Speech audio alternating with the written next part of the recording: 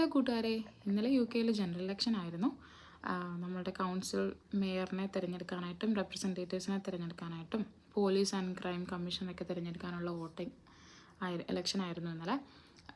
ഞാനും വോട്ട് ചെയ്യാൻ പോയി. എൻ്റെ ആദ്യത്തെ വോട്ടിംഗ് ആണ്. അപ്പോൾ ഈ കാണുന്ന പോലെ പോൾ കാർഡും BRP ആണ് ഞാൻ കൊണ്ടുപോയത്. പോൾ കാർഡ് എന്ന് വെച്ചാൽ നമ്മുടെ നാട്ടിൽ ഒരു ചെറിയ സ്ലിപ്പ് കിട്ടുമല്ലോ, നമ്മുടെ പേരും നമ്മുടെ പോൾ സ്റ്റേഷൻ, നമ്മുടെ ഫോട്ടോ ഒക്കെ ഉള്ള സിമിലറായിട്ടുള്ള ഒരു പേപ്പറാണിത്. 2 മാസം മുന്നേ തന്നെ ഇത് നമുക്ക് അവർ പോസ്റ്റ് വഴി അയച്ചു തരികയാണ് ചെയ്യേണ്ടത്. അപ്പോൾ നമ്മൾ നമ്മുടെ ID കാർഡും പോൾ കാർഡായിട്ടാണ് വോട്ട് ചെയ്യാനായിട്ട് പോകേണ്ടത്. പോളിംഗ് സ്റ്റേഷനിൽ ചെന്ന് കഴിഞ്ഞപ്പോൾ ശരിക്കും ഞെട്ടി. കാരണം ആരുമില്ല, പ്രിസൈഡിങ് ഓഫീസേഴ്സ് മാത്രമേ ഉണ്ടായിരുന്നുള്ളൂ.